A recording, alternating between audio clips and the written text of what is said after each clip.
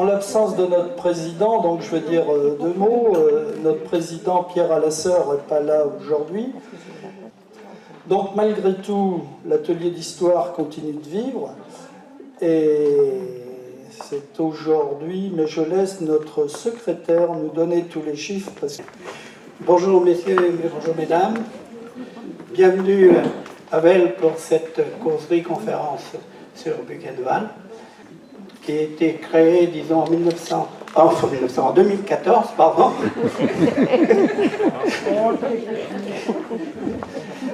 C'est suite à une inauguration de la stèle des réfugiés de 39-40 que trois personnes se sont rencontrées, donc Pierre Alasseur, notre président, Monsieur Compin, donc Antoine, qui est notre correspondant de presse et ancien instituteur de Vel, et moi-même.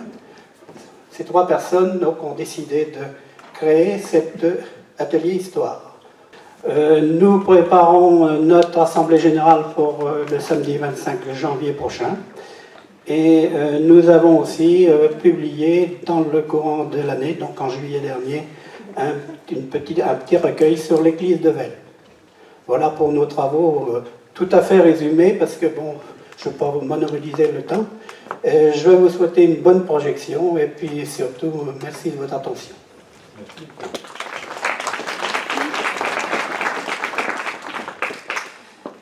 Bien, ben moi aussi, je voudrais vous remercier pour votre présence et particulièrement, j'ai des gens au premier rang que je vais vous présenter. Alors, il y en a un qui a disparu, ça c'est grave. Gilles Groussin, ah bon, il est au téléphone, bon, ben, je vais dire du mal de lui pendant qu'il n'est pas là. Hein. Donc, il a publié plusieurs ouvrages sur la déportation. Le dernier étant Les déportés et internés de l'Indre. Et puis là, j'ai toute une liste qui m'a été faite. Les résistants dans le canton de Valençay, le maquis de Gâtine. Mais moi, j'ai surtout retenu quelque chose. C'est la vigne et le vin dans le canton de Valençay. Donc ça, si vous en avez encore, je suis acheteur avec une dédicace. Voilà, donc Gilles Groussin participera à la fin de la réunion à un petit débat qu'on pourra organiser. Michel Foissier, qui est ici, qui a bien voulu venir. Donc votre titre, c'est, j'ai noté, délégué de l'ANACRE. Entre autres, et secrétaire de la nouvelle association dont je parlerai. Ah, ben voilà.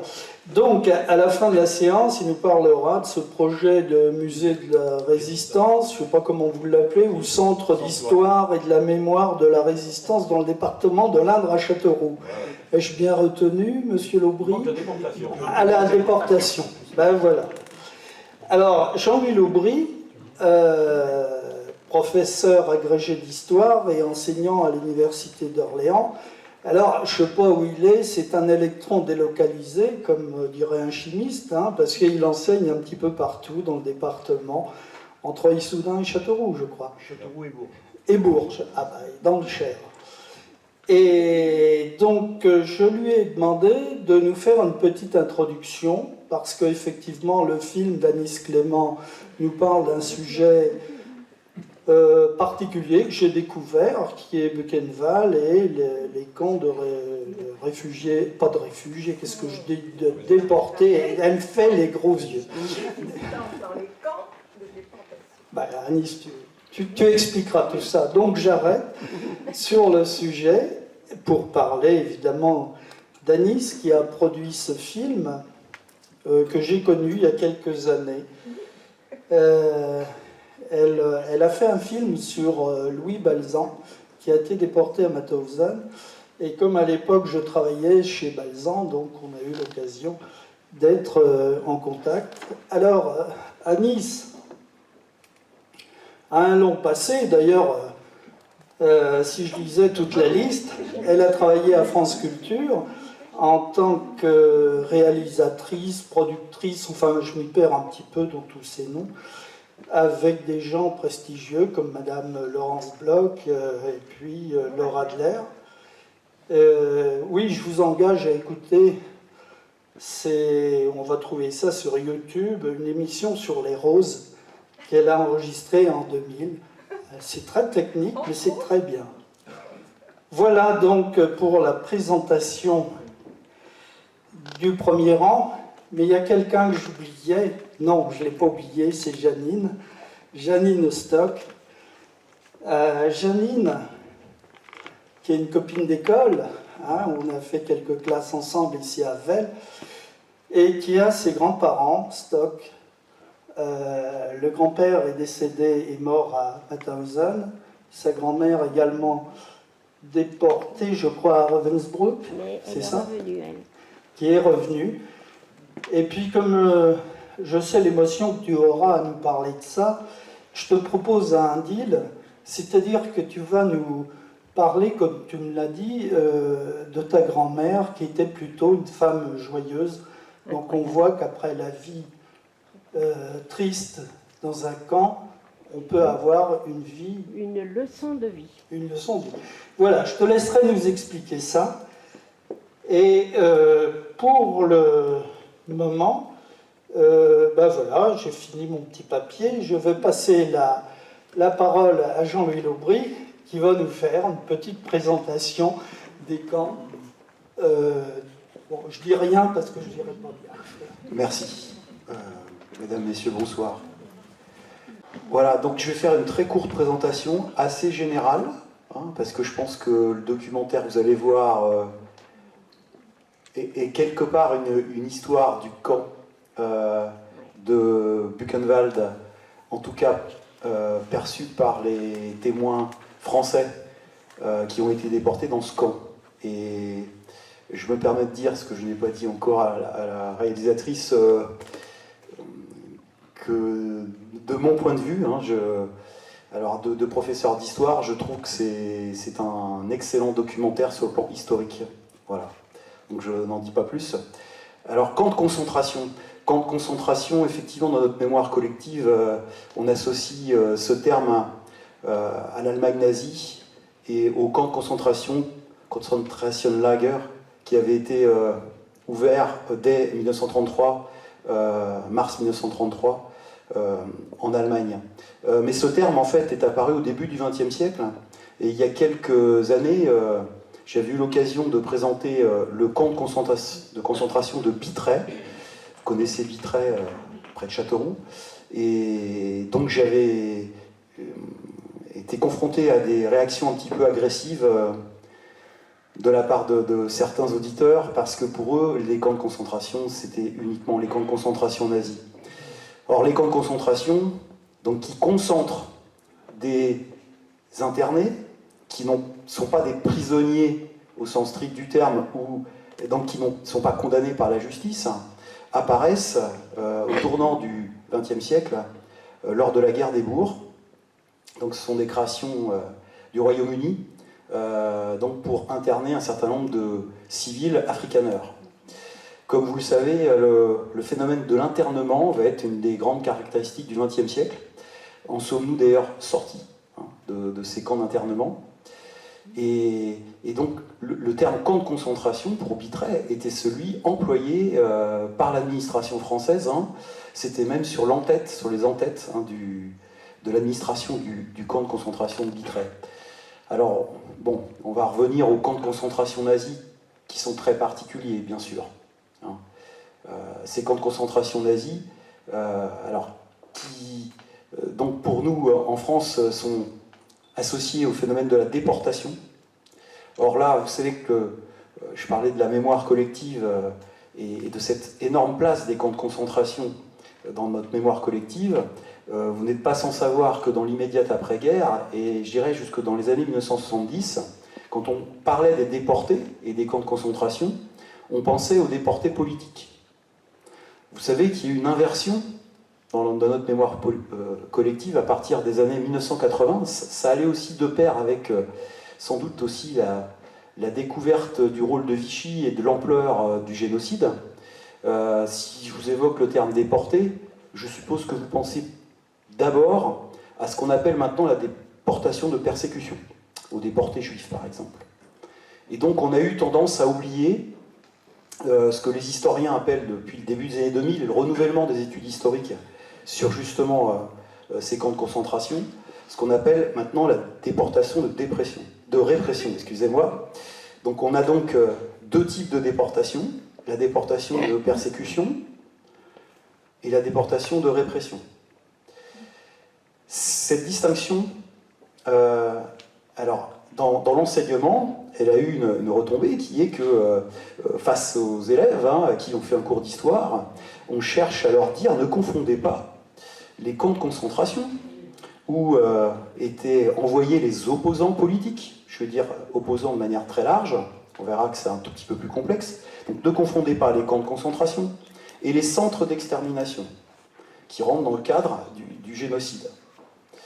Vous allez voir que c'est une histoire en fait beaucoup plus complexe que cela, et que, par exemple, beaucoup de juifs, un certain nombre de juifs, sont aussi passés par des camps de concentration. L'histoire des camps de concentration n'est pas linéaire, hein, ce sont des organismes qui ont été créés à partir de 1933, mais qui ont vu leur géographie beaucoup évoluer, et même, je dirais, leur mode de fonctionnement entre 1933 et 1945. Voilà, donc ce sont en fait, c'est un phénomène complexe, hein, et justement, ce que j'apprécie beaucoup dans le documentaire que vous allez voir, c'est cette complexité, à partir de l'étude de cas du camp de Buchenwald, alors même s'il y a certains choix qui ont été faits avec des thèmes privilégiés, comme celui de la résistance hein, dans le camp, mais cette complexité, on l'aperçoit à travers ce documentaire, et donc c'est vraiment très appréciable. Voilà, donc je pense que... je peux juste simplement rappeler que dans les années 30, on a tendance à l'oublier de notre point de vue français, mais vous le savez, à partir de 1936, ont été aussi envoyés en camp de concentration ceux qui étaient appelés halogènes ou asociaux au sein de l'Allemagne. Alors c'était des marginaux, des homosexuels, des témoins de Jéhovah, des personnes métisses ou noires de peau qui refusaient de se faire stériliser, par exemple. Donc je m'arrête là sur les nombreux pensionnaires de ces camps de concentration nazis. Merci.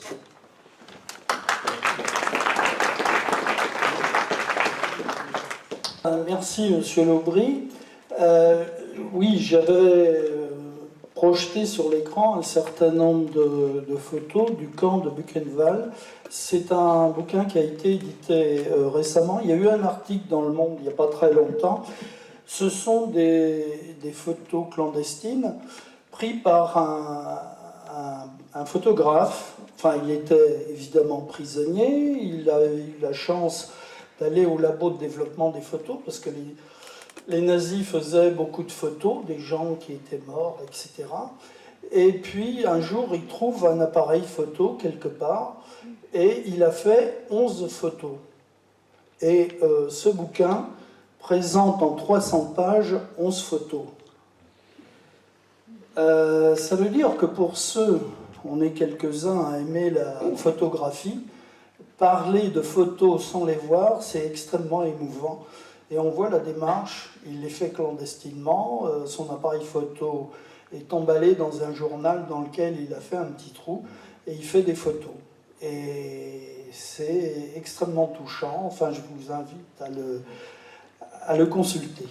Voilà, bon, bien maintenant, on va passer au film.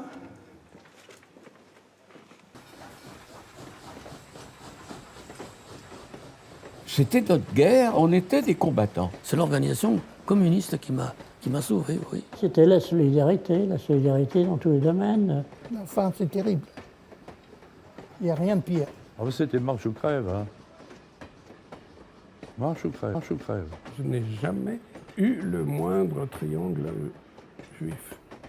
Mais j'avais un triangle rouge avec un F, ça veut dire politique. Pour moi, la libération de Buchenwald, elle n'a pas eu lieu le 11 avril. Elle aura lieu quand on me mettra dans le trou.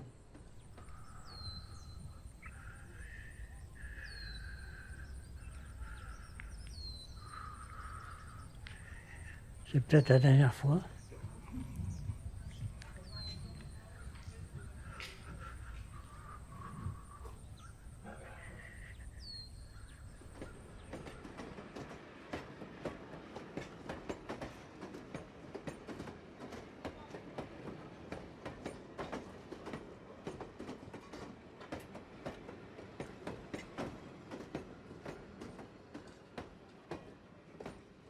L'antichambre de la déportation, c'était Compiègne, bien nommé Royal Lieu, où j'ai passé 5 mois.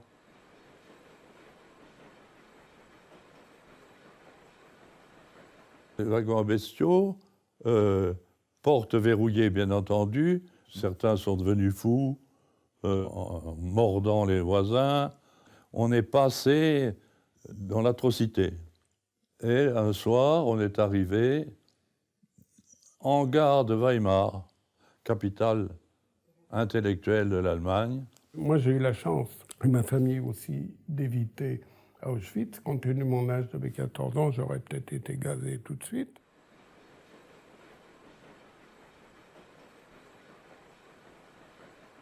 C'est un des plus longs voyages de la déportation.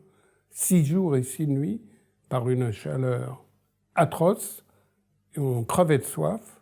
Ça a été atroce. Et nous sommes arrivés à Buchenwald, où nous avons été accueillis comme tous les convois, c'est-à-dire par les hurlements, les cris.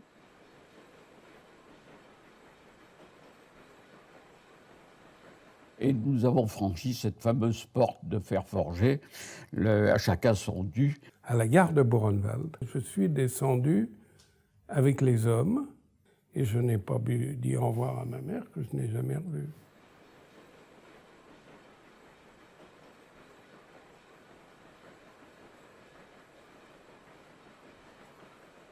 À un moment donné, on voit un bâtiment avec une grosse cheminée.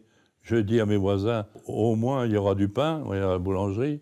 Et il y en a un qui dit là, c'est pas les cuisines, c'est la porte de sortie du camp. C'est le four crématoire.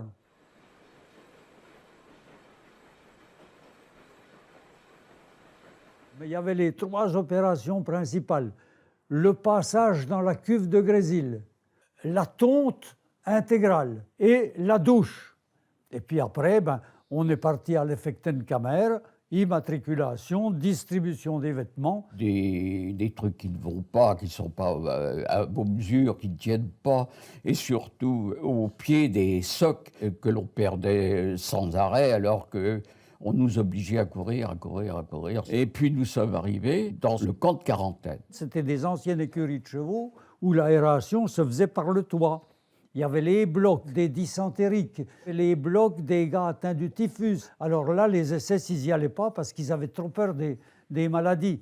D'un côté, c'était une sécurité pour se planquer. Il y a eu des vies de sauvées grâce au petit camp. Parce que chez les chefs de bloc du petit camp, il y avait beaucoup de résistants allemands. Je parle de la résistance clandestine, voyez, et sans qu'on s'en doute. Il y avait d'immenses latrines qui sentaient tellement mauvais que les SS et même les capots ne s'y risquaient pas tellement. Donc c'était en même temps affreux et puis un endroit où on était entre nous. La grande résistance, ça a été la solidarité. La solidarité dans tous les domaines. Remonter le moral d'un camarade, lui donner un peu de sa soupe. Au travail, il essayait de le cacher dans un coin pour qu'il ne soit pas fatigué. Si c'était un malade ou un blessé, c'était nos camarades toubibs de toute nationalité, de Français surtout, qui étaient dans ce révire, cet hôpital, qui ont aidé à sauver la vie des camarades. Un jour, c'est un vieil Allemand a besoin de 6 types électriqueurs. Il me désigne comme ça. Cet Allemand, c'était un vieux concentrationnaire. Il était extraordinaire, comme dit. Il nous défendra sans arrêt. Un matin, un SS s'interpose. Il me dit, toi, tu vas là. Et il me désigne un groupe de détenus. Le groupe est amené vers des fosses communes. Et toute la journée, je vais enterrer des cadavres. Au début, les SS envoyaient les morts dans des camions à Buchenwald, au crématoire de Buchenwald. Et puis après, ils se sont dit, c'est pas possible, il y a trop de morts. Il y avait trop de camions qui étaient mobilisés. Alors à ce moment-là, ils ont ouvert des fosses communes immenses. Alors tous les jours, il y avait des chariots qui amenaient les morts. C'était des types qui étaient morts du typhus, de la dysenterie, des coups, de l'épuisement, quoi. Il y en avait plein, il y en avait des couches, des couches, des couches, des couches, des couches. Je travaille pendant un jour à cet endroit. Ça a été le pire jour de ma vie, de ma vie, de ma vie. C'était terrible de voir ça. Vous savez, à deux, on prenait le cadavre, l'un les bras, l'autre les jambes, paf. C'était inhumain. Et le lendemain matin, mon Allemand me récupère. Et je vais être récupéré comme ça jusqu'à la fin.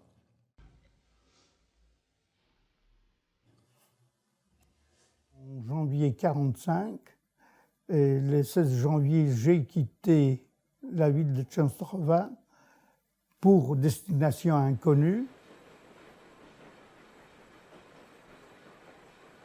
4 jours et 4 nuits de wagons à bestiaux. Nous sommes partis à 110 dans le wagon et arrivés à 45 survivants dans le wagon dans lequel j'étais. J'ai été très très maigre, mais ça faisait déjà 50 déportations, morale à 0. Et nous sommes arrivés après 4 jours et 4 nuits sans nourriture. Et nous avons atterri, après s'être arrêtés dans pas mal de camps où il n'y avait pas de place, nous sommes arrivés à Buchenwald. Après nous avoir rasés entièrement, on passait devant les DSS qui nous disaient de nous baisser et regarder dans l'anus pour voir si on n'a pas caché des bijoux ou des brillants ou des diamants dans l'anus. On m'a donné un numéro, 116 536, un triangle rouge, une aiguille avec un peu de fil, et on devait savoir coudre, parce qu'il fallait mettre le triangle, mais c'est le triangle, il y avait un P. Un P, ça ne veut pas dire politique, polonais. Et c'est comme ça, nous avons atterri dans le bloc 52, qui était un vrai mouroir. Nous sommes restés 8 jours dans ce bloc, mais je crois qu'il y a 2 jours de plus, on n'aurait pas pu supporter.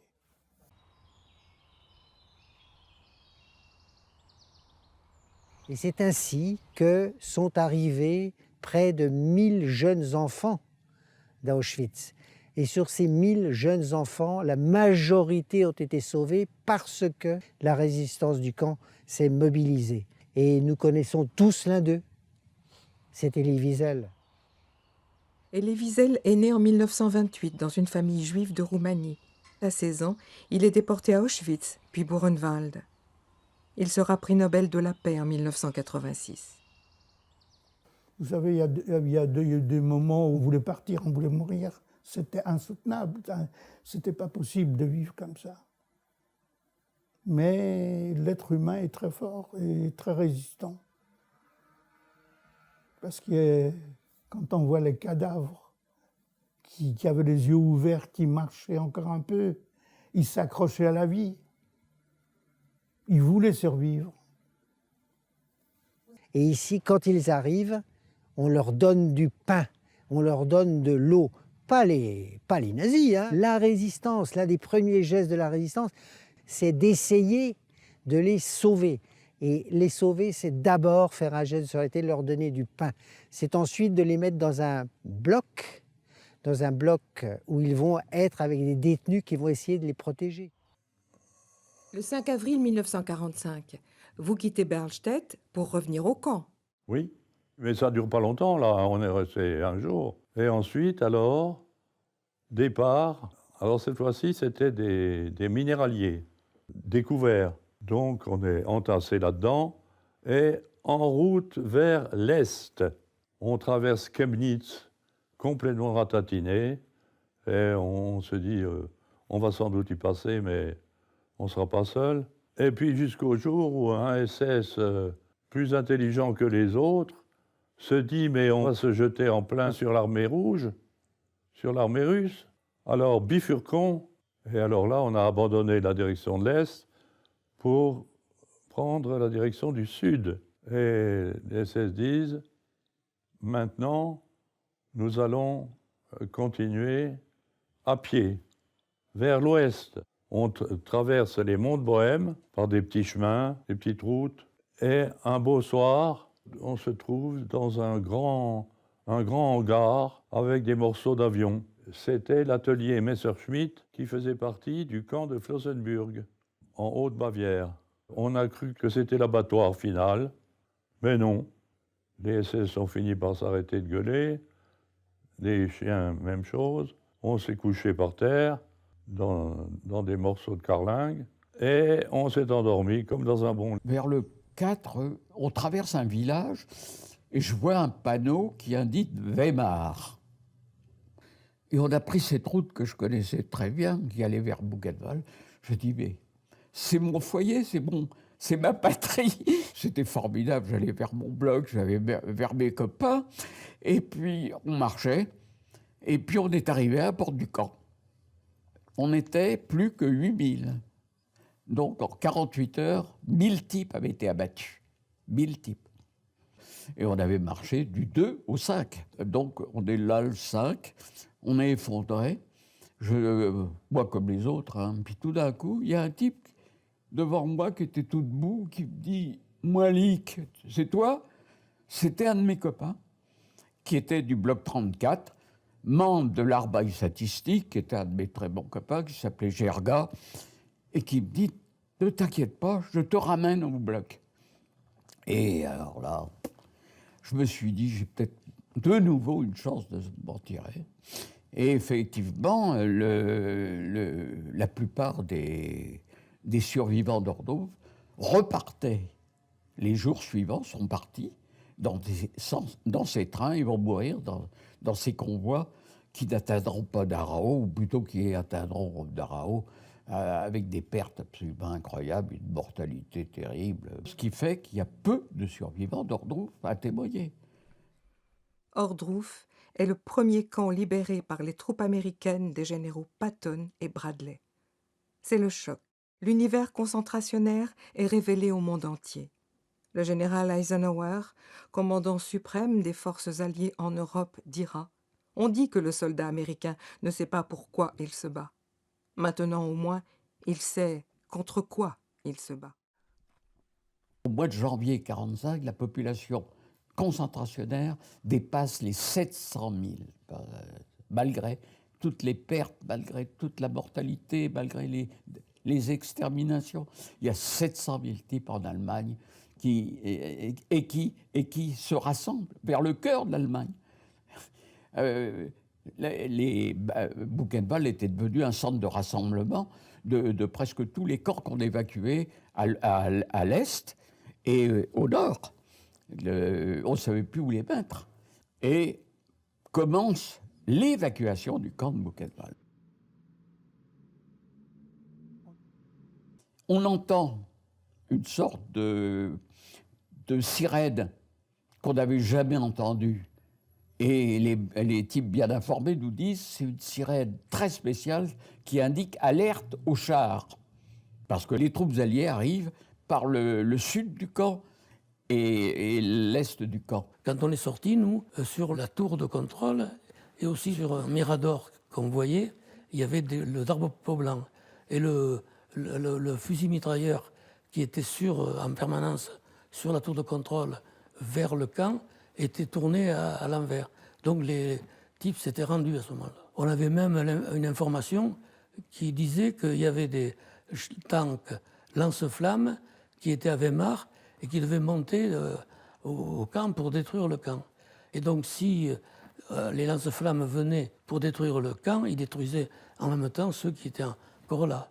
Et c'est pour ça qu'il y a eu le mot d'ordre de l'insurrection avant l'arrivée des Américains.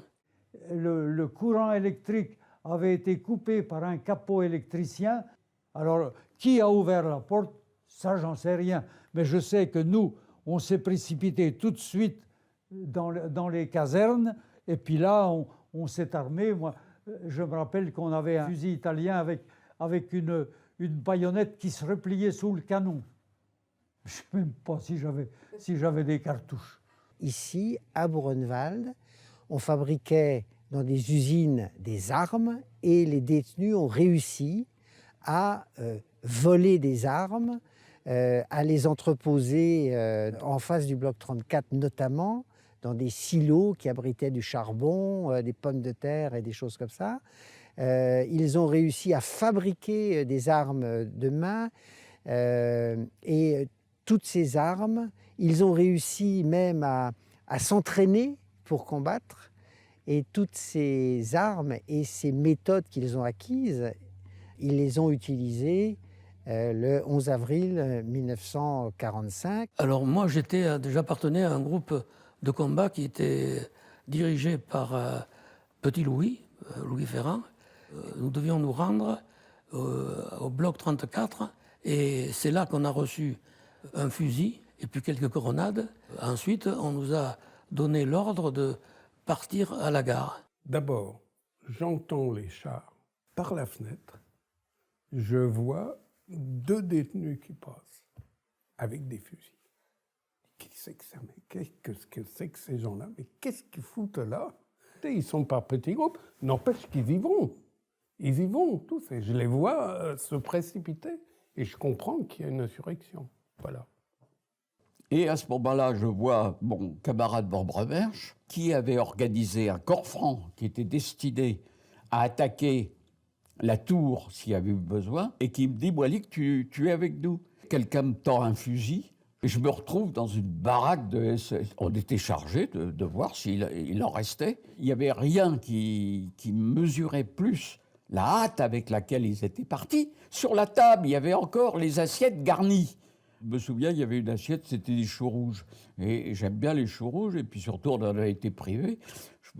Et Vambremersch, qui était toujours le type prudent, me dit « Attention, on ne sait jamais avec ces animaux-là ». Et je n'ai pas mangé l'assiette de choux rouges. Et c'est là que nous avons vu, en sortant, les deux premiers chars américains. Et nous étions libérés.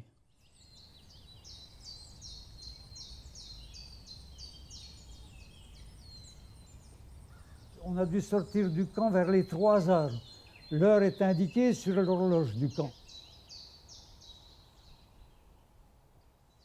Buchenwald va être le seul camp, et c'est en ça qu'il va devenir un peu exceptionnel, où d'une part, tous les déportés n'auront pas été évacués, alors qu'à Dora, tout le monde est parti. À Auschwitz, bien avant, en janvier, il ne restait plus que les malades, et tout ce qui avait constitué la machine d'extermination nazie avait disparu. Buchenwald va être le premier camp où il y a 20 000 détenus, un four crématoire, avec des centaines de cadavres, parce qu'il n'y a plus de quoi faire brûler les cadavres, où ils vont être accueillis par le chef du camp détenu, ce qu'on appelle le Lager Ältester, qui va dire, ben voilà, nous sommes libres, nous sommes capables de contrôler le camp.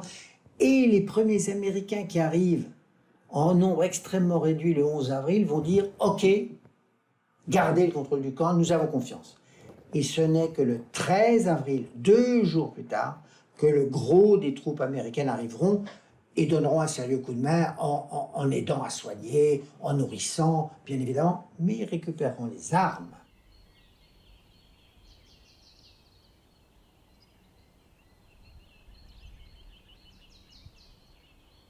On a été chargé de patrouilles dans tous ces bois-là. Et c'est là qu'on est descendu jusqu'au petit village, là. Toutes les portes, tous les volets étaient fermés, puis qu'on a vu arriver ce bonhomme-là, qui nous a dit comme ça, j'étais du front rouge, et qui malgré notre apparence de bandits, n'a pas eu peur de nous, quoi.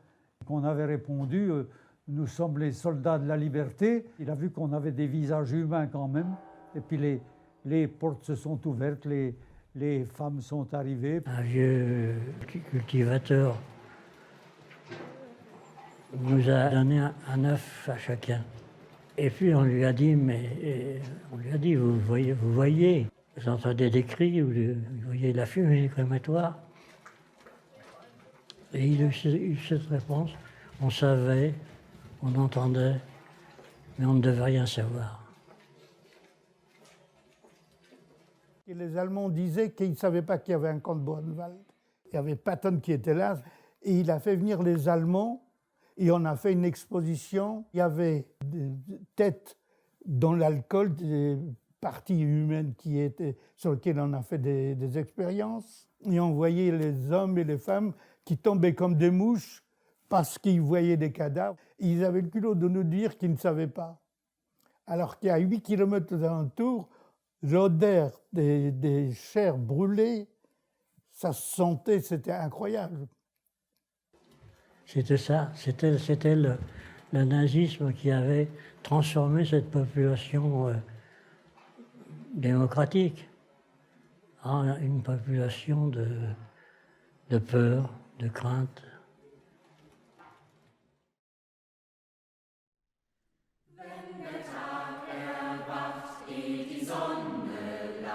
Die Kolonnen ziehen zu des Tages hinein in den grauenden Morgen, und der Wald ist schwarz und der Himmel rot, und wir tragen im Brotsack ein Stückchen Brot, und im Herzen die Sorgen.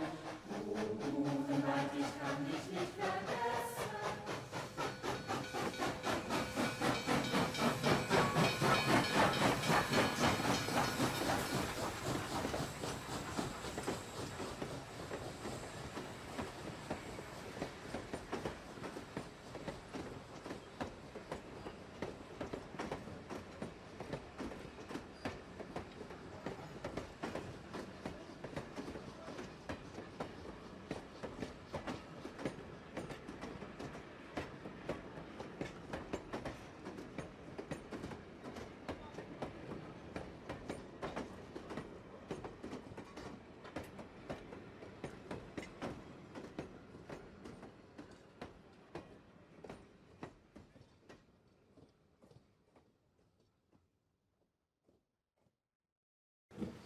Bien, je pense qu'il est difficile de prendre la parole après ce qu'on vient de voir. Je ne sais pas quoi dire. Je vais te passer la parole, Anis, parce que, et pourtant, ce n'est pas la première fois que j'ai vu ce film. Quand Anis me l'a envoyé, je crois que j'ai attendu 3 mois avant de le regarder, je te l'avais dit. Et puis après, je l'ai regardé, je dis c'est vraiment extraordinaire. Et puis là, je le redécouvre à nouveau avec vraiment beaucoup d'émotions. C'est autre chose de le voir sur un écran, même si la luminosité n'est pas parfaite, que de le voir sur son petit écran de l'ordinateur. Voilà, Anis. Ben, écoute, je vais te passer le micro et je pense que tu as des choses à lui dire. Oui, moi aussi, à chaque fois, je revois tout le travail, parce qu'il y a eu beaucoup de travail, certes, et puis je suis très émue en revoyant mes témoins, puisque vous imaginez bien qu'ils ne sont plus là. Enfin, pas tous, il en reste 3 quand même. Mais bon, c'est l'ère des derniers témoins en ce qui concerne la déportation. Hein. C'est clair que c'est aussi pour ça que c'est pour ça aussi que j'ai, au tout début, là, sur le tunnel, j'ai acheté une caméra. Je ne savais pas du tout me servir d'une caméra, mais je me suis dit, maintenant que je suis à la retraite, il faut enregistrer tout ça, parce que bientôt, on n'aura plus de témoins directs, il n'y aura que les témoins de témoins, et puis surtout, ça laissera peut-être la place à certains historiens de raconter pas mal de bêtises. Alors, je suis rentrée en déportation un petit peu, c'est une parenthèse par la faute de Gilles, puisque effectivement j'ai fait un film sur Louis Balzan, et puis Gilles participait à ce film, et c'est en travaillant sur Louis Balzan que je me suis rendu compte qu'il avait été un grand résistant. Et ça, enfin je ne sais pas si beaucoup de gens le savent ici, mais il a été un très grand résistant. Et il a été déporté donc dans un commando de Mauthausen, un petit commando qui s'appelait le Loibel-Pass. Et j'ai fait un film sur le Loibel-Pass, qui était un lieu très intéressant, puisqu'il y avait 2 camps. Bon. En fait, je suis rentrée en déportation et je n'en suis pas sortie. Parce que comme les historiens que j'ai en face de moi, soit on rentre, enfin, soit ça ne marche pas, ou soit on continue parce que, pourquoi? Parce qu'on a envie de comprendre. Je veux dire, on ne comprendra jamais pourquoi des hommes ont fait ça à d'autres hommes. Bon, je vais pas rentrer dans ce sujet-là, surtout que bientôt je vais aller à Auschwitz, puisque je continue mon travail. Et là, pour moi, je crois que Auschwitz, que je vais voir, sur lequel je travaille, ça va être l'aboutissement. Je ne sais pas si je vais comprendre quelque chose. En fait, je n'ai pas tellement envie de comprendre. Ça s'est passé, c'est arrivé.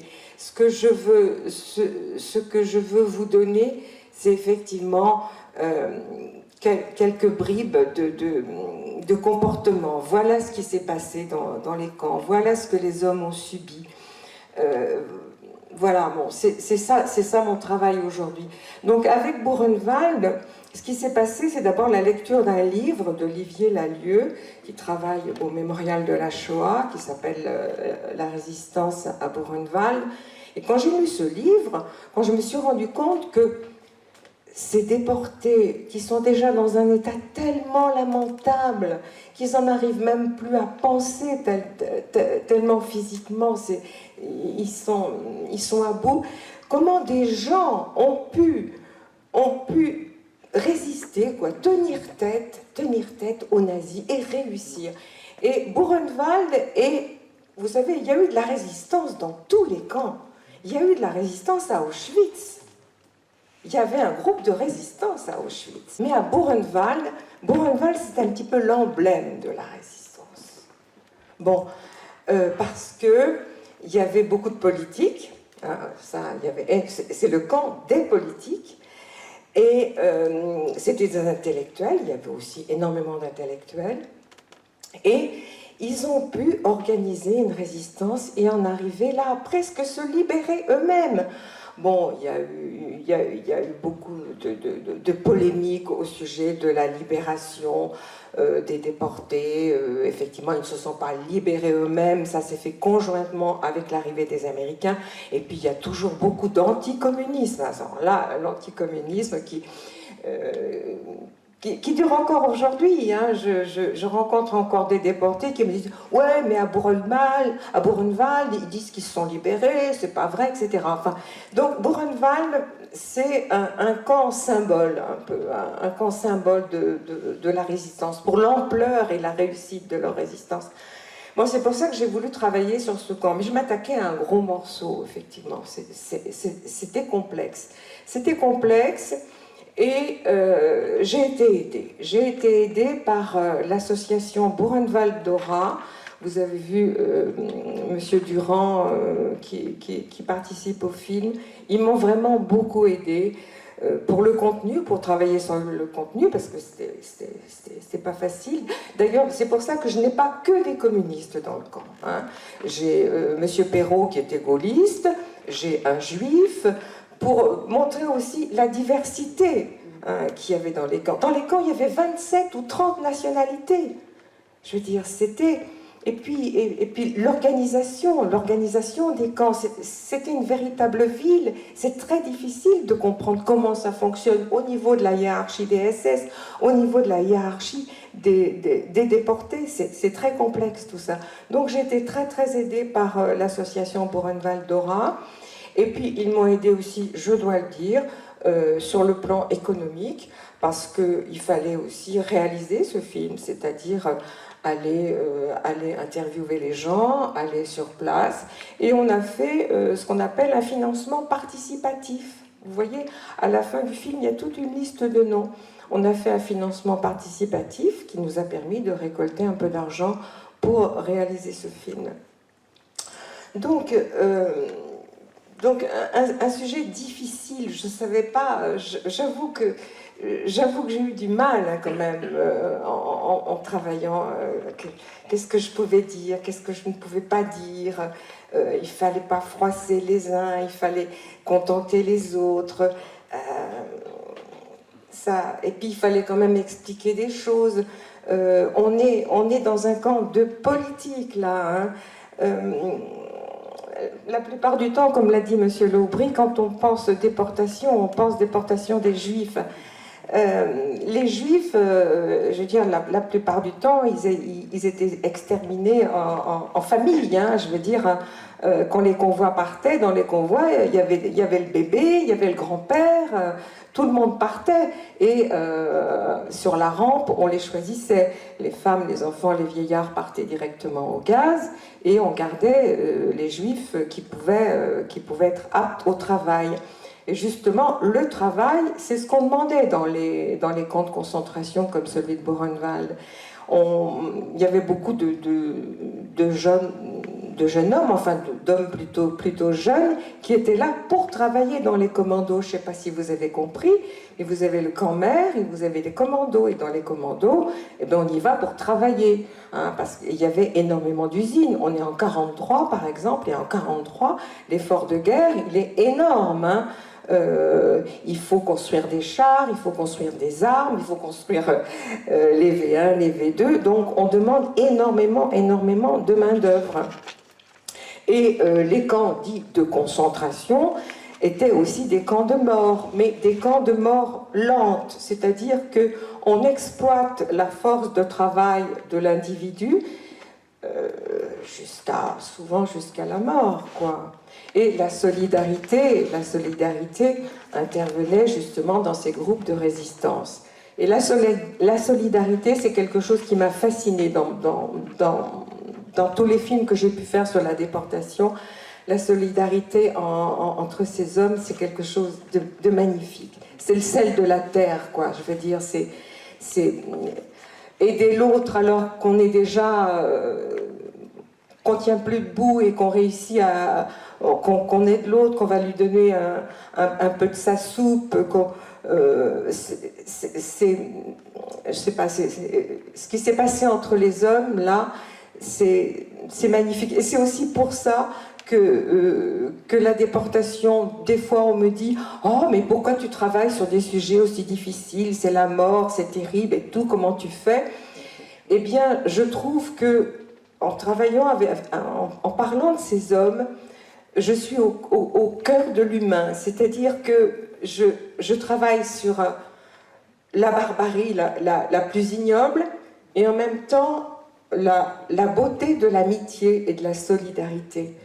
Parce que j'imagine, moi, enfin je ne m'imagine pas, mais quand on peut être aidé par quelqu'un, ça c'est Charlotte Delbo qui le dit, elle le dit très bien, quand on peut plus traîner, quand on peut plus faire un pas et que c'est vos camarades qui viennent vous prendre, quand on meurt de soif et qu'on a quand même une camarade qui va dans le caniveau, vous cherchez un peu d'eau pour vous humecter les lèvres, mais il y a eu des gestes d'une beauté mais magnifique. Donc c'est ces deux aspects, moi, qui me fascinent.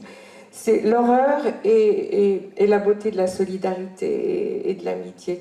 Et j'ai la chance je trouve quelquefois que je suis privilégiée de pouvoir rencontrer ces hommes et ces femmes, parce que j'ai travaillé sur les femmes aussi.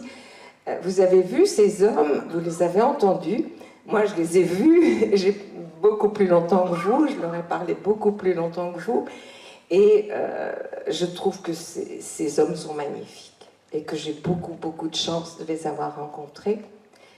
Et voilà. Bon. Bien, merci beaucoup. Si vous voulez bien rester là. Alors, à présent, Monsieur Lobry, vous avez dit quelque chose qui m'a intéressé tout à l'heure en disant, ou c'était personnellement ou en public, je ne sais pas, qu'un tel film avait sa place ailleurs, peut-être dans l'enseignement. Est-ce que c'est ce que vous avez voulu dire? Alors, je vous passe la parole. Alors juste, enfin, je vais repartir de la remarque. Oui, pour moi, l'interrogation que j'ai, c'est pourquoi ce documentaire? Il y en a sans doute d'autres aussi. Ah ben, vous avez fait, mais n'ont pas une diffusion plus importante. Oh ben ça, j'en sais rien. En fait, on vous entend très peu dans le film, sauf à deux moments. Malheureusement, oui, parce que j'ai pas pu faire autrement. Voilà, deux moments clés. Bah, ouais. Vous abordez deux sujets difficiles. Ouais. Donc celui qui concerne les exécutions, les traîtres. Ah bah oui. Et puis le deuxième qui porte... alors là, je pense que c'est peut-être... assez plus connu et un petit peu moins difficile d'aborder le sujet, c'était presque incontournable, sur les accusations qui ont été portées après la guerre, au moment de la guerre froide, vis-à-vis d'un pouvoir communiste qui aurait profité aux communistes dans le camp. Et je reviens sur le premier...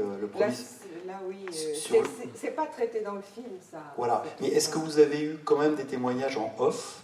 Parce que la personne répond oui. Oui, bien sûr, mais j'ai coupé parce que bon, voilà, Raymond Renaud, c'est lui qui ose me dire, parce que il faut le dire, hein, il faut le dire, il a osé me raconter le cas d'un type qui, effectivement, s'il avait dénoncé, il y avait quoi, 40 personnes ou 45 personnes qui étaient tuées. Bon, c'était un traître. Ben, ils l'ont liquidé. Il m'a même raconté comment. Et d'ailleurs, mon cadreur, qui était mon fils, il m'a dit « Merci maman, tu m'as fait rencontrer un assassin. » Ben oui, il y a eu des liquidations. Ben oui, il y avait, comme à la Libération. Comme à la Libération. Parce qu'il y avait des traîtres. Parce qu'il y avait des types qui étaient à la solde des SS. Parce que quand on est à bout, quand on a faim, enfin, quand on est malade, pour un bout de pain, on ferait n'importe quoi. Pour une soupe en plus, on ferait n'importe quoi. Donc on ne peut pas non plus juger. Mais bien sûr qu'il y a eu des liquidations. Oui, et justement, je lui pose la question. Est-ce que les communistes ont été privilégiés? Parce que c'est justement, on disait, Buchenwald, c'est très politique, parce que c'est le camp des communistes. Bon, c'est sûr que les premiers anti-nazis étaient là en 1933. Ils étaient ils étaient communistes, ceux-là. Donc ça s'est greffé là-dessus. Mais c'est sûr qu'il y a eu, effectivement, il y a un livre là-dessus d'ailleurs, il y a eu des gens qui pouvaient décider du sort de certains, en rayant des noms sur les listes, en les remplaçant. Oui, ça existait. Qu'est-ce que vous voulez que je vous dise de plus? Qu'est-ce que je voulais... Oui. Je voulais poser une question, là. Il y a un monsieur, votre oui. témoin, là, qui relate les faits, et quand il dit « j'ai commencé à gamberger entre Franzouz, Munich, et puis ceux qui appartenaient au régime de Pétain, et ceux qui étaient résistants. Et là, je n'ai pas tellement compris, et effectivement, les communistes ont pu faire des privilèges à certains par rapport à d'autres, par rapport à ce qu'on dépendait du régime de Pétain, ou pas? Non.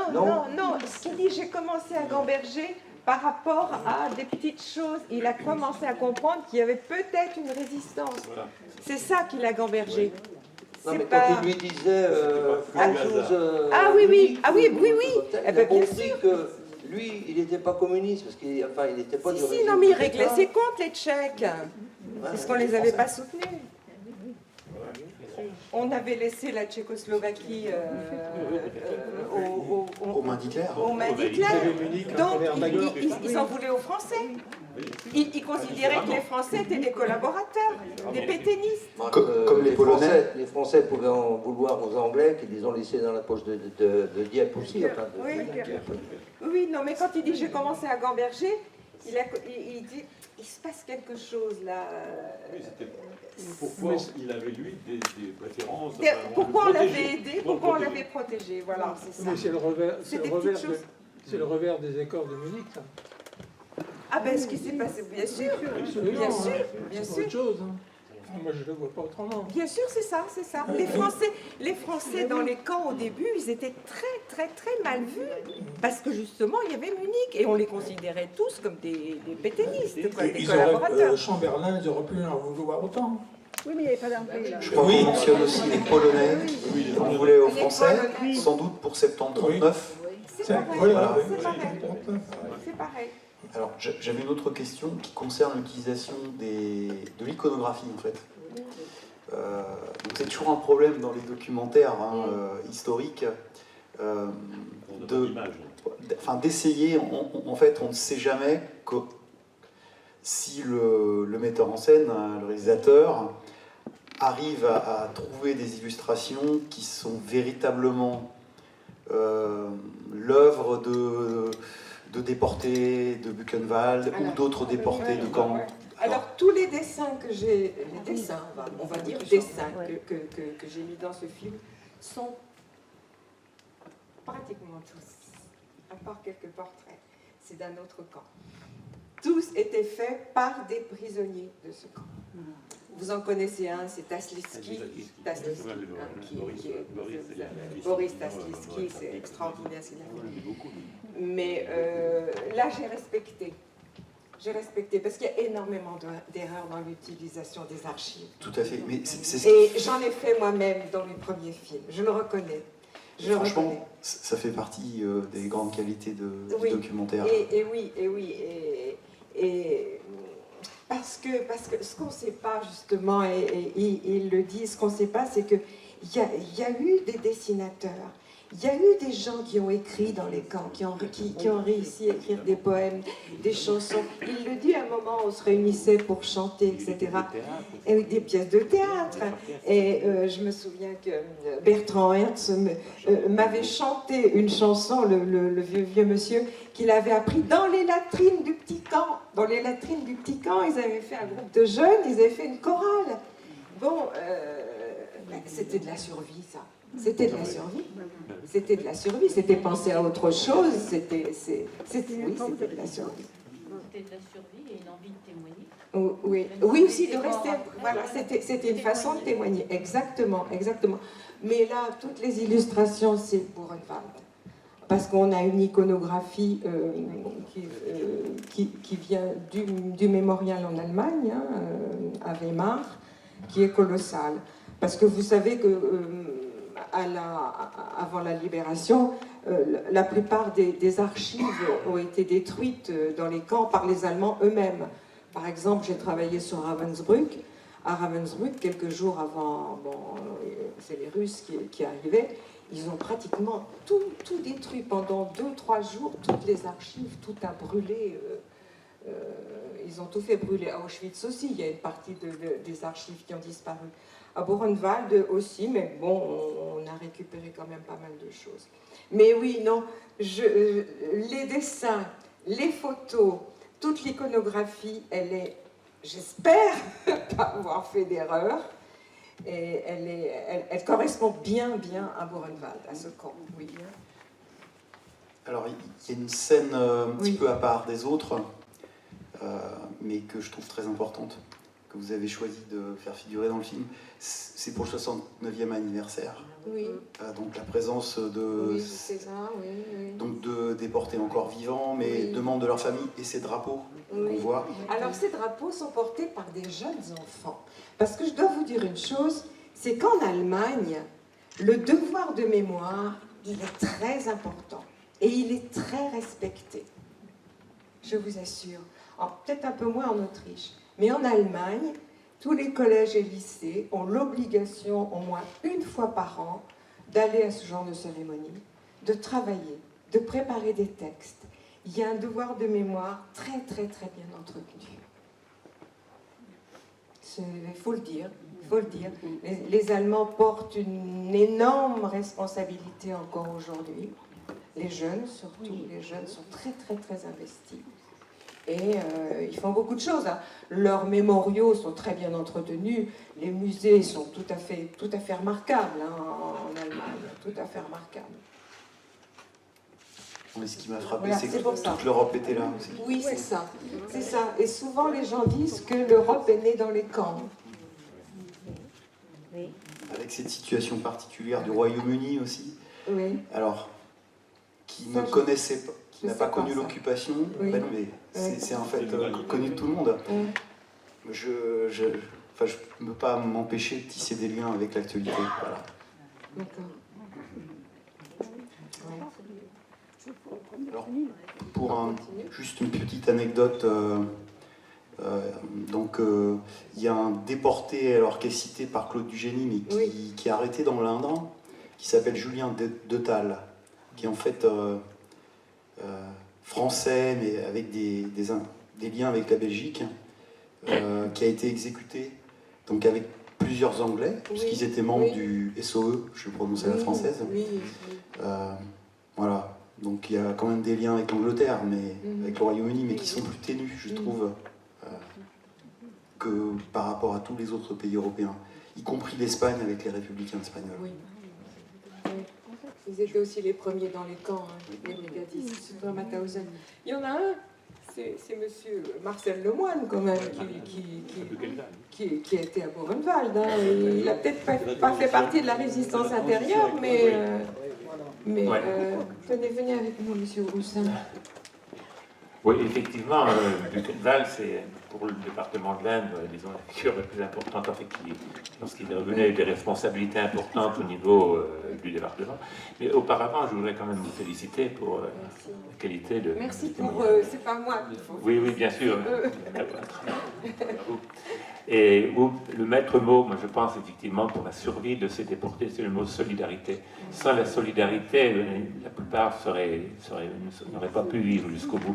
D'ailleurs, je ne sais pas si c'est à Buchenwald, peut-être je confonds avec un autre camp, et on avait créé le pain de la solidarité, c'est-à-dire que chaque déporté, lorsqu'il recevait sa pitance, devait en donner un dixième.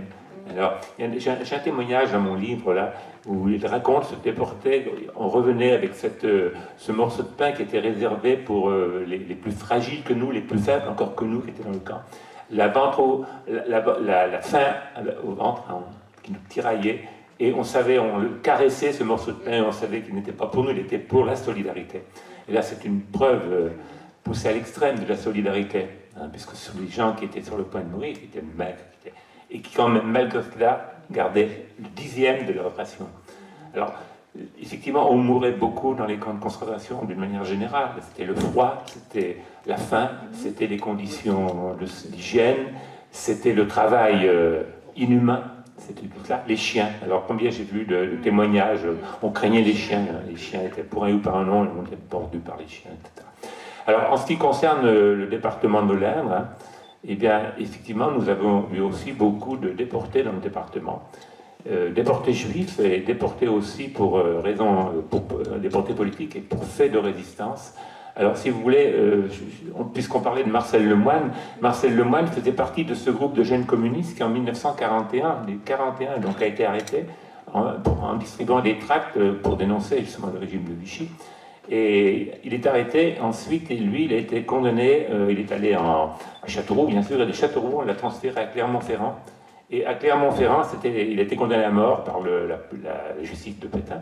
Et c'était le premier condamné à mort, d'ailleurs, en France, enfin, dans le département, plutôt. Et donc, la condamnation à mort de Marchalier aussi, qui était un délégué, un responsable CGT très connu. Et donc, vu l'importance des manifestations qui se sont déroulées, donc Pétain avait transformé la peine de mort en prison à vie. Alors ensuite, Marcel Lemoine a été déféré à la prison de Saint-Étienne, d'où il s'est échappé. Saint-Étienne ou Grenoble. Enfin, j'ai des trous de mémoire quelquefois, parce que c'est Saint-Étienne. Hein. Voilà, donc il s'en est échappé et ensuite il a été repris, donc il a été ensuite transféré, donc emmené au camp de Buchenwald. Voilà. Mais on n'en parle pas parce qu'il n'a pas tellement participé, je crois, à la résistance interne, à ma connaissance, je ne sais pas. Peut-être qu'il a été dans un autre commando. Dans un autre commando, tout dépend, oui. Alors, tout à l'heure, vous parliez du grand résistant français de l'Indre, oui, Balzan. Alors, j'ai envie de vous lire un extrait, parce que Balzan, il a écrit, c'est un petit livre très intéressant, d'ailleurs, Le Ver luisant. Alors, si vous voulez, les conditions dans lesquelles il travaille. Hein. Alors, il le raconte, donc, M. Louis Balzan, hein, qui était une personnalité dans le département de l'Indre. De juin 1943 à mai 1945, plus de 1600 déportés venant de Mauthausen, dont beaucoup de Français travaillèrent jusqu'à l'épuisement, dans le camp de Loibol-Pass, situé dans le massif alpin des Karavanken, à la frontière yougoslave. Il s'agissait de percer de part et d'autre de la montagne un tunnel routier stratégique long de 1542 mètres qui ouvrait aux troupes nazies une voie plus rapide vers l'Italie, l'Adriatique et les Balkans. Ce n'est pas à leur bourreaux que les patriotes du camp livrèrent le tunnel aux accents de la Marseillaise, mais aux partisans de Tito. Alors il dit plus loin, les conditions de travail étaient exécrables. Je fus affecté à la compagnie discipline du camp Strafe Company. Nous étions 9. C'était pendant l'été 1943. Nous faisions une tranchée dans la montagne à 1,50 m de profondeur, destinée à une conduite d'eau. Chaque fois que l'on remontait un gros rocher, c'était à Balzan que l'on faisait appel, et torse nu, armé d'une masse, J'ai frappé des milliers de coups pour briser tous ceux qui s'étaient présentés. Et cela a duré 12 heures par jour. Les conditions de travail étaient exécrables. Pas le moindre système de sécurité dans le tunnel. Une lampe pour 30 hommes.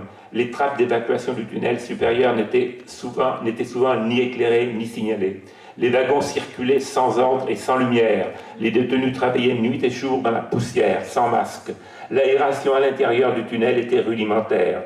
De nombreux accidents, souvent mortels, étaient à déplorer. Les ingénieurs civils circulaient journellement dans le tunnel, mais ne faisaient rien pour améliorer cette situation. Jamais ils ne pénétraient dans le camp pour s'assurer des conditions de logement. Jamais ils ne venaient à l'heure de la soupe sur le chantier vérifier si la nourriture était suffisante. Ils se contentaient de payer au SS le tribut que représentait l'utilisation de nos misérables personnes. Il ne manquait pas une occasion de signaler au SS les numéros des prisonniers dont ils estimaient le rendement insuffisant, ce qui entraînait pour eux souvent toutes sortes de châtiments. Et donc, dans quelles conditions? Et il faut dire aussi que, comme on parle de capots, pas de capots, de camps, les camps extérieurs au camp central, commando, voilà, eh bien, à la fin de la guerre, je crois que c'est près de 1000 commandos qui ont formé une véritable toile d'araignée qui couvrait tout le Troisième Reich. Et la plupart, beaucoup de ces commandos étaient justement les prisonniers, les déportés, travaillaient pour l'industrie de guerre allemande et aussi pour les industriels. Les industriels qui, malheureusement, on les retrouve les noms aujourd'hui. Alors, par exemple, je vais vous donner les plus importants.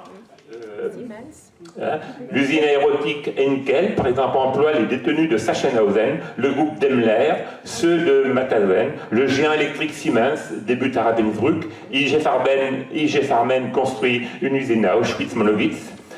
Environ 500 000 résistants et politiques périssent de maladies ou de mauvais traitements dans les camps de concentration. 250 000 tziganes.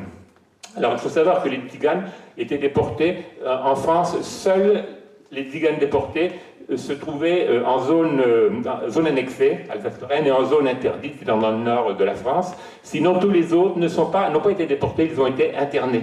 En ce qui concerne les tziganes du département de l'Inde, un peu plus, j'en ai répertorié plus de 120, ils sont tous été rassemblés à Rivesaltes et ensuite dans le camp de Salier. Salier, c'est un camp qui se trouvait dans la Camargue, en Camargue.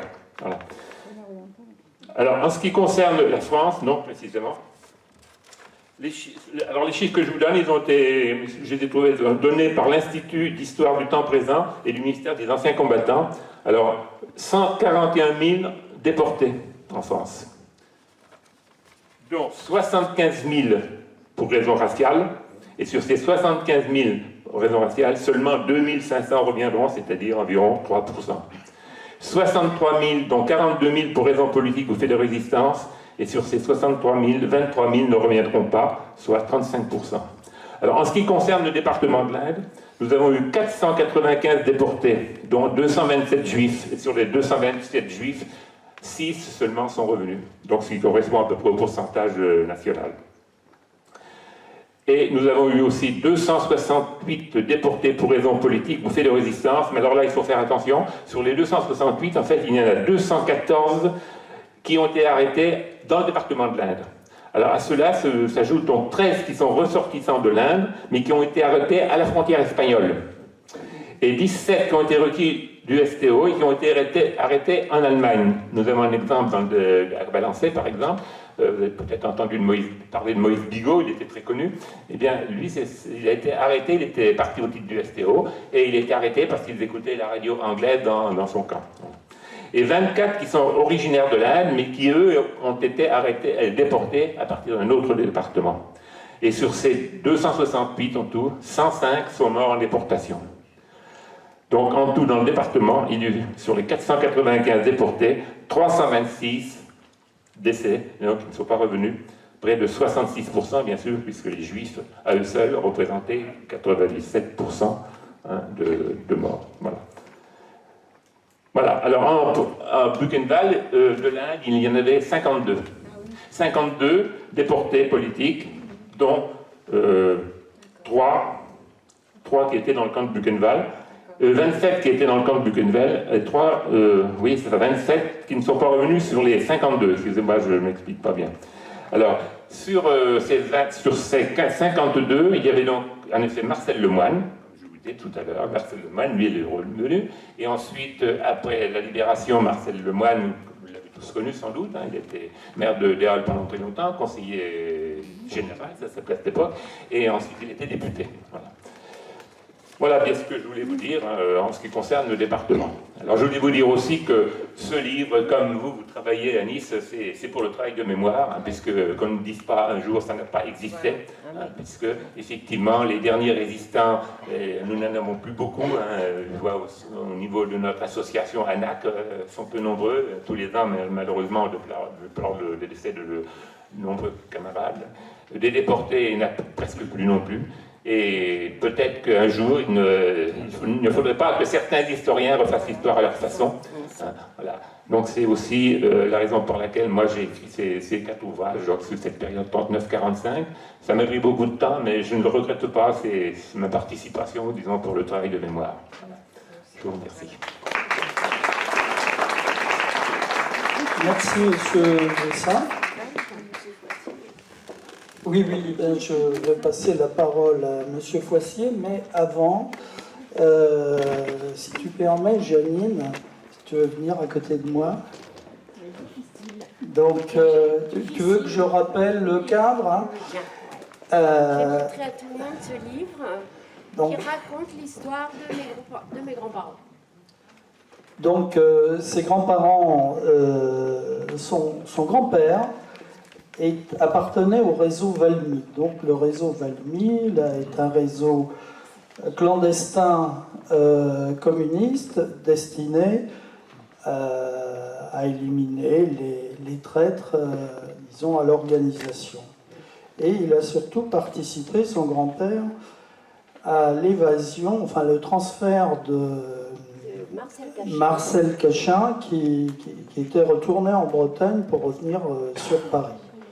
Voilà, et ensuite, il est mort où? Déjà Mauthausen, et sa grand-mère, parce qu'ils avaient été embarqués tous les deux à Paris.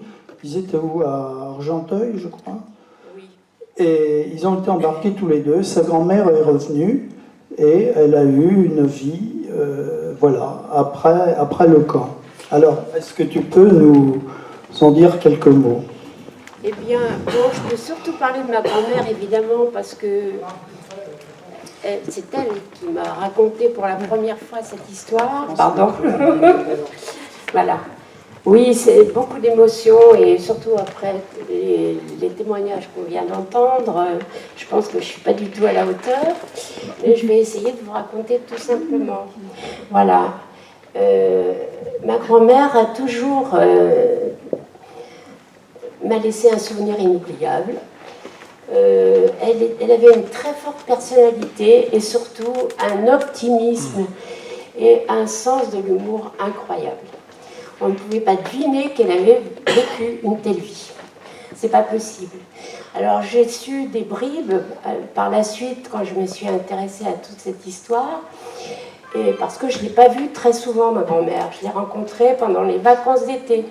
Je suis dans une famille de divorcés et elle nous aimait beaucoup, mais on se voyait très peu. Voilà. Elle habitait Paris jusqu'à la fin de sa vie. Elle a connu mon mariage, elle a connu mes enfants et mes petits-enfants. Donc ça me fait très plaisir. C'est quelqu'un d'inoubliable. Et je vous assure, vous parliez de témoignages dans ma famille. On sait ce que c'est que la résistance et les camps de concentration. Voilà. Je tenais à vous dire ça.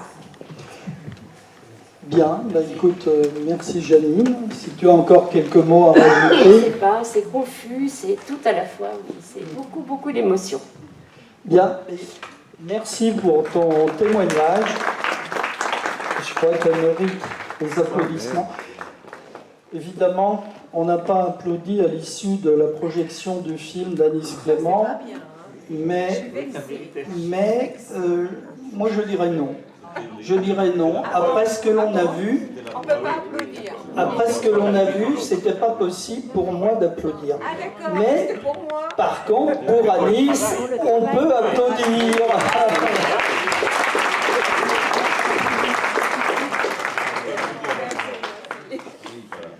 Voilà. Eh bien, écoutez, maintenant... Oui. S'il vous plaît, je voudrais signaler quelque chose. Ça n'a pas de rapport avec le film, je regrette, bien que j'ai trouvé extraordinaire et je suis encore très émue. Merci. Je voudrais, pendant très longtemps, et je suis assez âgée, je n'avais pas entendu parler du camp de Mont, très près de Tours. Oui, mais j'ai été longtemps à Vendré-Loire, enfin, je n'ai pas vu, enfin, j'y allais en vacances.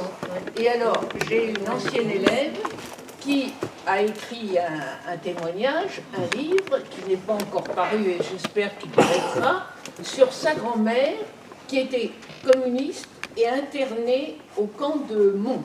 Alors, il y avait des juives et des communistes. C'était un camp de femmes. Les juives ont été déportées, sa grand-mère a pu s'en tirer. Alors, mon élève, c'est Céline Comernia, qui est la fille de Michel Comernia, qui devait être à la tête de la CGT et qui a fait un infarctus. Bon. Et alors, Céline Comernia a fait un témoignage assez extraordinaire et je pense qu'elle va être aidée par la nacre de Tours pour qu'il paraisse au temps des cerises. Voilà, je vous le signale. Et je trouve qu'on a très peu... Enfin, moi, je n'ai pas entendu parler de ce camp. Alors, on va passer le micro à Pierre Pirot, qui nous a fait la bonne surprise de venir. Merci. Oui, moi j'ai connu beaucoup de déportés, mais ça n'a pas été mon cas moi-même, puisque j'avais 10 ans en 1939. Et c'est vrai que je suis très attaché à l'histoire. Je ne suis pas du tout un intellectuel, mais l'histoire, je n'aime pas qu'elle soit déformée. J'aime bien qu'on rappelle toutes les choses et qu'on essaye, quand on est historien surtout, qu'on essaye de parler de tout ce qui s'est passé. Parce que c'est vrai que j'ai vu parfois des écrits d'historiens importants, de haut niveau, qui font l'impasse sur un certain nombre de choses dont je regrette, moi. Je ne vais pas donner de détails aujourd'hui. Mais j'ai été très très ému par le film de Anis. On se connaît depuis longtemps. Très très ému. Parce que vraiment, j'ai connu plein de familles de déportés. Les résistants qui passaient chez moi, dans ma famille, qui ont été hébergés à la maison, qui ont été déportés après. Pour ceux qui sont revenus, nous ont raconté ce qu'ils avaient vécu. Et on retrouve tout ça. Par exemple, Pierre Baroyer, qui a été mis sur un tas de cadavres, parce qu'il était tombé au boulot dans la carrière. Ils l'ont mis un tas de cadavres parce qu'il ne pouvait plus travailler pour passer au four crématoire. On appelait, paraît-il, les infirmiers, ceux qui étaient en blouse blanche, qui les mettaient sur une remorque pour les emmener au four crématoire. Un de ces infirmiers a remarqué que son corps battait. Il a été caché, soigné par des médecins déportés, et il est rentré. Il nous l'a raconté après. Donc c'est des choses qu'on ne peut pas oublier. Par contre, c'est pour l'avenir, moi. Je demande à chacun de réfléchir. Ne nous laissons pas intimider par le racisme, par le populisme, par toutes ces choses-là. Attention, Hitler est venu au pouvoir, crise économique, racisme. C'est comme ça que ça s'est passé. Et on voit actuellement une recrudescence de ces idées, de ces idéaux, dans le monde entier, mais en particulier en Europe. Et je dirais tout simplement, moi j'étais tout jeune dans la résistance, je n'ai pas de mérite particulier à ça parce que ma famille était dedans complètement. Mais attention, pourvu que ça ne se reproduise pas. Il y a des conditions qui pourraient le permettre. Et ce serait très grave. Les jeunes générations n'ont pas connu l'extrême droite au pouvoir. Les anciens résistants l'ont connu. Pétain, Laval, la collaboration avec les nazis, c'était l'extrême droite au pouvoir. Alors, je respecte toutes les opinions, disons, mais sauf l'apologie du nazisme. D'accord.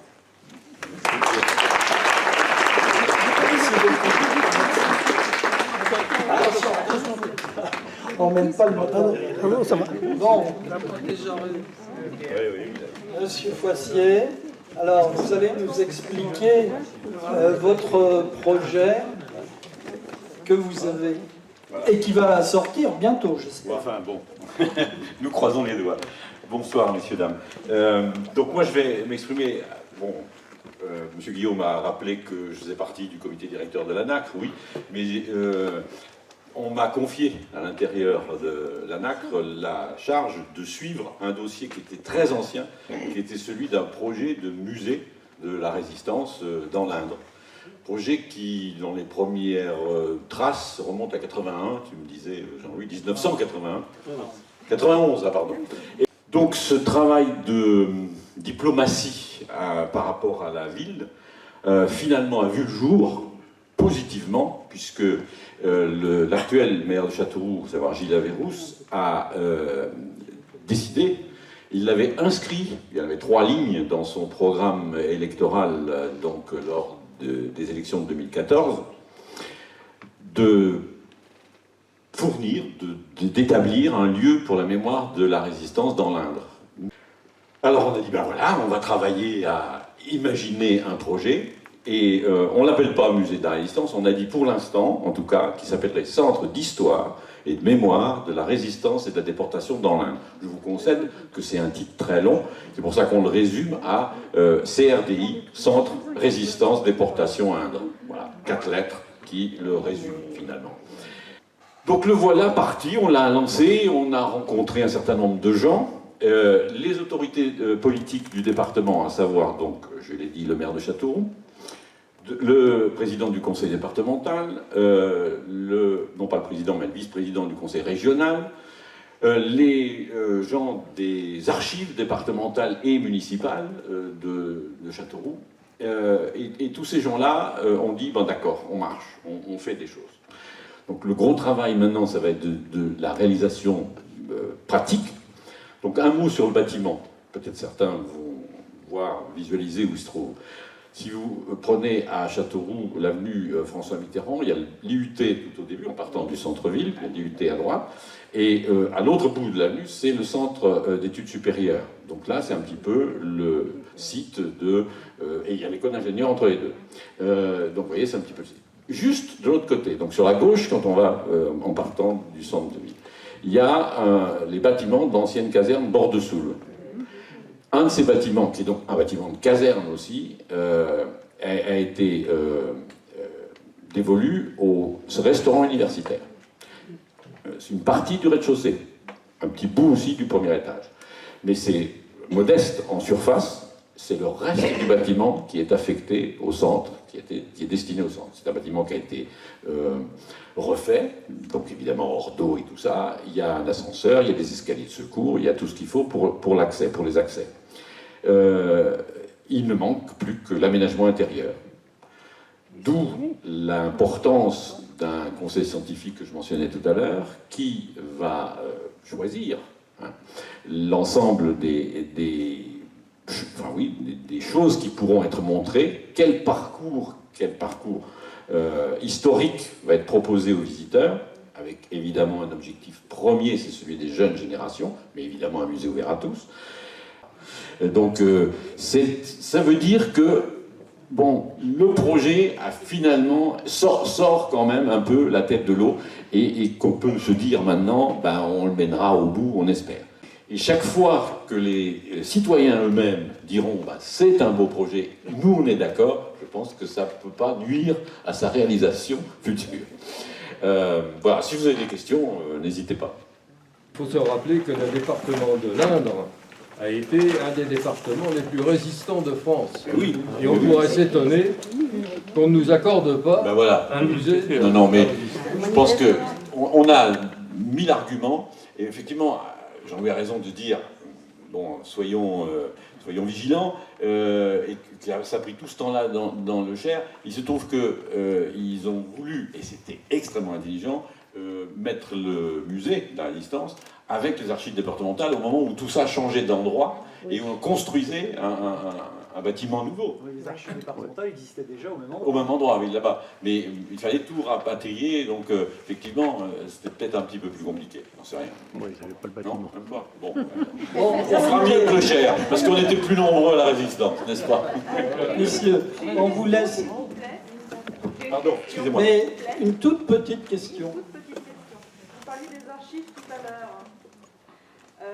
Tout n'est pas encore accessible au niveau de 39-45. Normalement, toutes les archives de la Seconde Guerre mondiale sont accessibles. Pas les fiches matriculaires. Alors, par une dérogation générale. Maintenant, s'il y a des, il y a des archives, les archives les plus sensibles, en fait, c'est les archives qui concernent les personnes en particulier et quand surtout il y a il est fait mention sur des documents de l'état de santé. On va devoir conclure parce que le temps. Toute petite, monsieur Grousset. C'est pour les gens de Vels, parce que en effet, en ce qui concerne la commune de Vels ou les environs, il y a 4 déportés qui sont nés ou qui ont vécu dans la région, en fait. On parlait de Balzan. Je crois que Balzan a vécu un petit peu à Vels, d'après ce que j'avais dit. Et il y en a 2 autres aussi qui sont morts au camp de Neuengamme, qui ont été dans ce fameux bateau qui avait été bombardé par les Anglais, pensant que ce bateau contenait des militaires, en fait un bateau de marchandises. Or, c'était des déportés que les Allemands étaient en train de changer de direction de camp. Alors parmi ces déportés qui sont décédés, qui sont originaires de Vels, ou qui sont nés, il y a Louis Guillebeau, peut-être connaissez-vous, il y a peut-être des descendants de cette famille, Louis Guillebeau. Il y a Alphonse Jarreau aussi, qui est né à Villedieu, mais qui a vécu à Vels. Il n'est pas né à Villedieu, il est né à La Pérouille. Je crois que ça a été notre plus longue causerie. On a eu beaucoup d'intervenants avec toujours des propos pertinents. Et avant de conclure, vous avez ici sur cette table un certain nombre de choses. Alors, les livres de notre ami Gilles, c'est un beau prénom, ça, j'aime bien. Gilles Groussin. Vous avez plusieurs titres, donc vous pouvez vous approcher et les prix sont indiqués. Si vous voulez revoir Triangle Rouge à Buchenwald, il y en a un certain nombre, ainsi que le tunnel pour le Reich, là, que je vais m'empresser de prendre parce que j'ai vu des extraits et c'est vrai qu'il est magnifique. Voilà, et puis les autres, eh bien, ça concerne voilà, le château les Américains. Il y en a qui l'ont pas depuis le temps. C'était mon premier film sur la base américaine de château. Voilà, et encore une fois, je tiens à remercier Anis pour son travail, d'être venu, et j'espère que tout le monde a apprécié. Ça a été une chose, on va dire, exceptionnelle. C'est pas toujours facile. Merci à vous tous d'être venus.